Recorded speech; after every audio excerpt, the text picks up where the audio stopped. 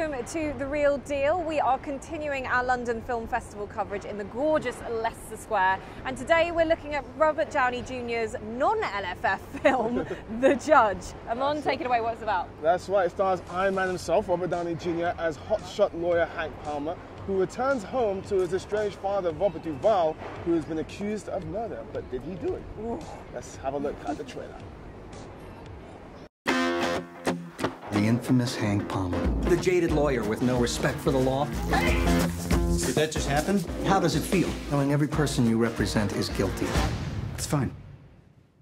Innocent people can't afford me. Okay, so I wasn't able to see this film, and I'm gutted about it, but due to weather constraints, funnily enough, in London. But you went and saw it. How did you find it? It was okay. The performances were great. Robert Downey Jr. is his normal charming self, and the part of a hotshot lawyer fits him like a glove. It's very, very good.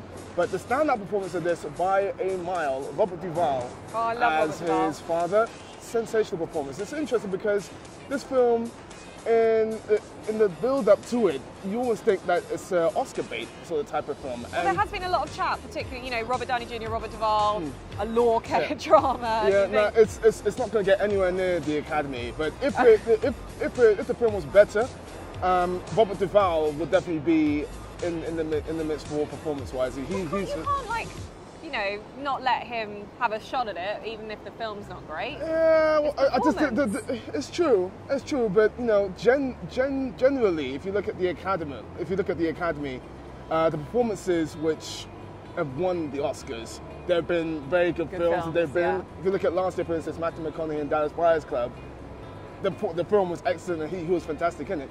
This one, Robert Duvall, is excellent, but the film isn't very. It's okay. So the director has let down Robert Duvall on his shot of. But I will say, I mean, it does eventually get to the heart of the father-son relationship, and there are some really good moments there. Again, the acting is the main reason for that.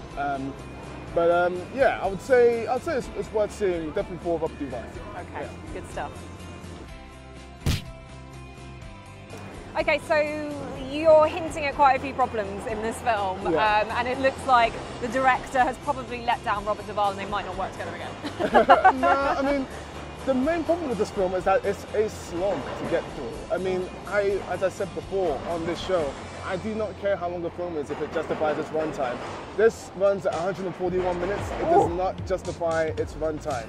I think a large reason why that is because there's a lot of sort of dramatic conversations between Robert Duvall and Robert Downey Jr.'s characters, and they're very well acted, but they feel like variations of the same conversation, and you can get rid of at least a couple of those. So you're not sure, it doesn't really add anything to the richness of the story?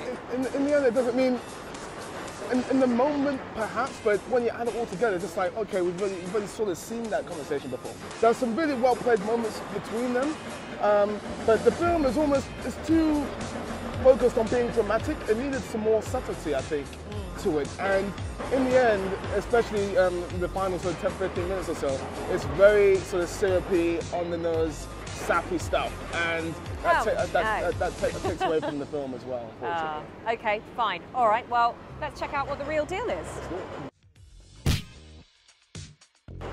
Okay, so I'm thinking you're going to go down a bit of a middle of the road. I'm going to hit it right dead centre middle of the road. I'm going 2.5 out of 5. Oh, that's even less. That's not quite a recommendation from us. I mean, even though, you know, Robert Downey Jr. is my boy, I love the guy to death, and Robert Duvall is fantastic in this, but other than the really good performances, and you know, some of the scenes are really good, some of the courtroom scenes are really good. I wish there was more courtroom stuff as well. And the supporting cast is great, but it is very, very long, and it felt very, very long. And in the end, it's very sappy as well. So 2.5 out of 5. Okay, guys. So there you have it. So maybe if you're thinking about how to spend your money on this Friday night, it might not quite be to go and see The Judge. Maybe that money's better spent on a curry, or if you need to pay for a lawsuit of your own. There's more coming from us. We're going to be back in the studio next week with some more film reviews as well, seeing that the LFS is coming to a close. But thank you so much for tuning in so far. We have loads more to come your way, so do stay tuned with us on Twitter at The Real Film Show, and of course our wonderful website, therealdealonfilm.com. Thanks for watching.